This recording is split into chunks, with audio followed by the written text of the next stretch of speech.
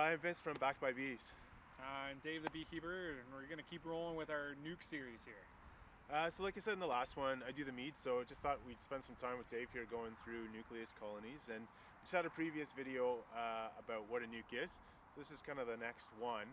So Dave, I've looked online a bit, like looked around, and I saw the difference between I can buy a full colony, I can buy a nucleus, I can buy a whole bunch of different things. So why start with the nucleus colony?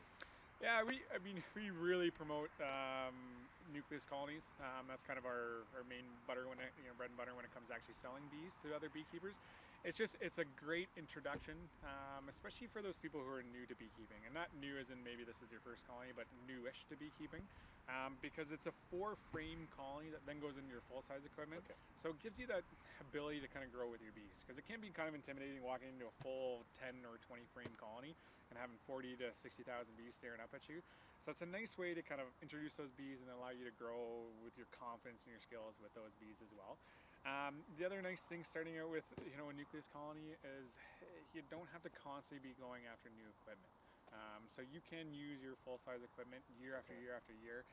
You can start with just the beekeeping equipment, and you already know the status of your equipment. So sometimes, as beekeepers, our hives are out in the field. Sometimes some of those hives get a little banged up, some are in good shape. And so you don't have to gamble on that at all. It's just a nice introduction, goes into your equipment, and then you're kind of off to the races at that point. So it's a nice introduction that way. The other nice reason, and the other reason why we kind of put out nucleus colonies, it's a great introduction as well to introduce new genetics into your bee world at home, that sort of thing. You can go after queens, but it is a bit of a gamble. Sometimes the bees won't introduce or accept queens and all that sort of thing with introduction. But this way, it's almost a for sure. If you can put this nucleus colony into your system, you're kind of off to the races with the genetics of the nuke that you purchased. Okay, perfect. And so, brand new, can I get 1, 2, 3, 5, 10? Like, what's a good number for somebody starting out? It's really 2 or more. So we never really encourage the sale of just one nuke unless you already have bees at home that you're just introducing them to. But if you're starting into beekeeping, it's always a minimum of 2 is kind of what we preach. And so there's a whole whack of reasons for that. I mean, the biggest one that that comes to mind is if you just have one colony and they start becoming diseased or weak or turning over queens late in the season, it all of a sudden becomes really hard to have bees for the next season, that sort of thing. Where if you have 2 colonies, you can end up using your strong colony to patch up your weak colony. So it just kind of equalizes things out as well. The other big one is if you do get into symptoms. So if you do have some sort of disease and symptoms start to pop up, if you're looking at one hive constantly, that ends up being normal.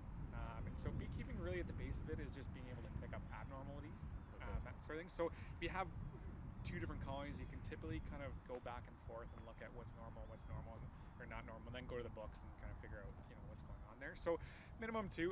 The other big one is whether you have 1 or 2, you're still going to be going through all the same processes of extracting honey and pulling honey, harvesting honey, all that sort of thing. And so there's really not a huge cost difference between running 1 and 2 colonies. It's just the actual equipment cost of itself, but all the extracting equipment and everything like that, the price really remains the same. So financially it's not a major difference, but it makes all the difference in the world for you running more than 1 colony itself.